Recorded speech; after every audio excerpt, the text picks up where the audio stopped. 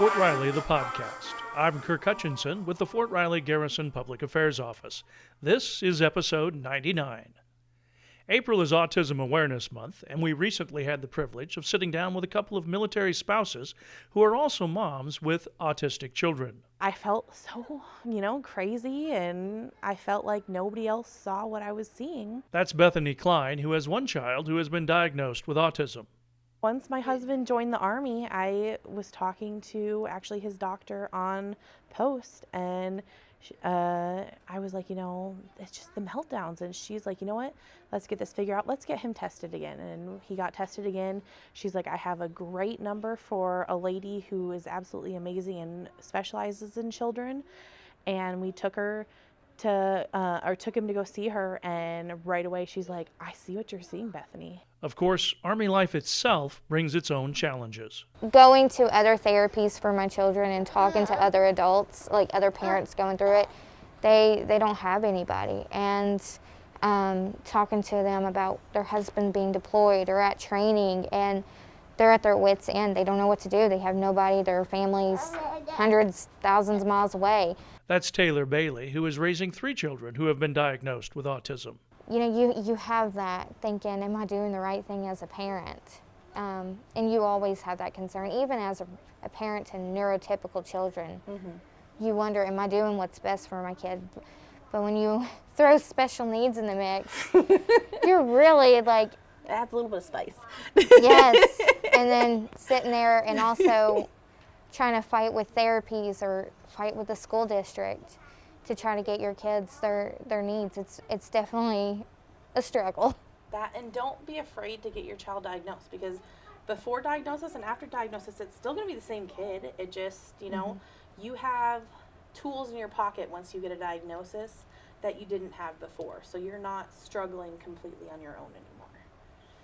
During our conversation, Bethany and Taylor talked about their experiences, the value of their connection with one another, and taking advantage of the resources that are available to families in the military. I think we've been very blessed. Yeah, especially during this last rotation, because she was there for me when I was having to go to my baby visits for him in Topeka.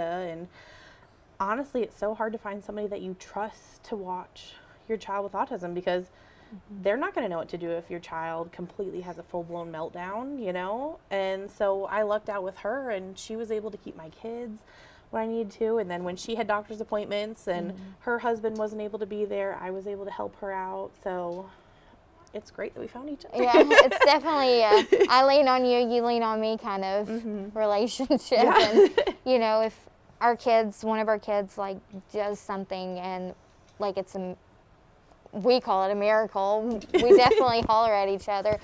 You won't believe what they did. And just like when we need advice, we definitely contact each other. Or have a rough day. And Yes. We definitely were going through the same boat with ABA therapies. We were going through it together and starting it. So we would definitely call each other and be like, hey, have you heard anything? Hey, what do we do now? Yeah, because getting the therapy started can be one of the hardest things. And something that a lot of people don't know is while you're waiting on your actual autism diagnosis, they can get started in occupational therapy. So they at least have some kind of something going on while you're waiting to figure out what's going on. And they can help with sensory overload. They can help with haircut therapy is what they helped your son with. Yeah. So, and even with my son, because usually with autistic children, you hear that they have delayed speech. But my son, from the very beginning, was saying huge words. And we actually found out that he mimics large words that he hears. And that can be another opposite side of autism that you don't usually hear about. Yeah.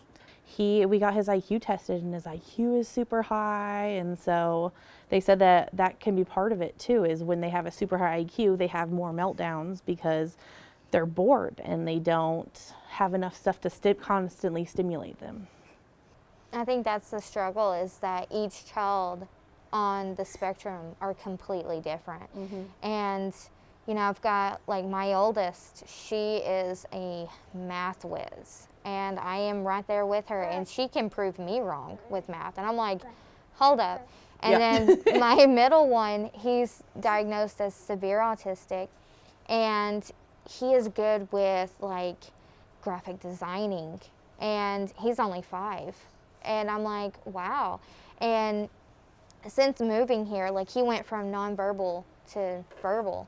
And, and then I've got my youngest who was just recently diagnosed a couple months ago.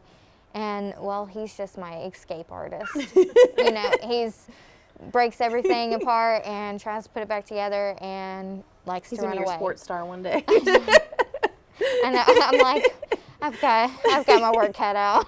The ladies also talked to us about a common issue for families with special needs children.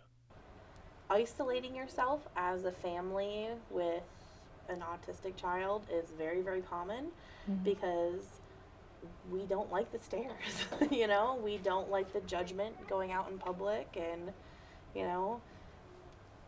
but we, collectively need to get out and not worry about people's judgment and stuff like that, because at the end of the day, our children are going to live in this world, and people just need to accept it. And depression and anxiety are very high for parents that have children with autism. I definitely can speak for myself, especially with the isolation. I do isolate myself. But with 3 kids, one will only listen. I'm usually scattered between the 2. But seek help if you need it. There's resources out there. And, I just say to hang in there.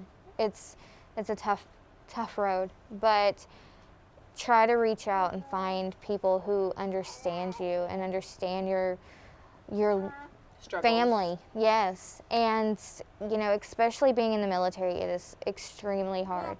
And they will act out more when the one parent's gone. So. Yes, usually you will have that small period where they act out, and then it's like the golden child. And then daddy comes back, and then it's like, what in the world? My house is messy, you're acting up, breaking things, and then slowly it goes back to normal. So enjoy the golden child while you can. I definitely do. I'm like over here saying hallelujah, dancing all day. Yeah, no, I wake up and I never know if my child's going to have a great day or if he's going to have a rough day. So.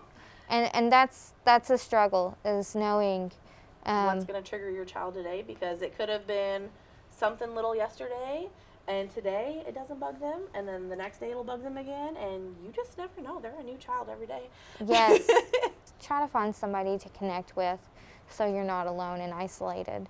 And what about moving, which is such a normal part of military life? For us, it was a struggle, mostly because we left our hometown, and that's what we were accustomed to.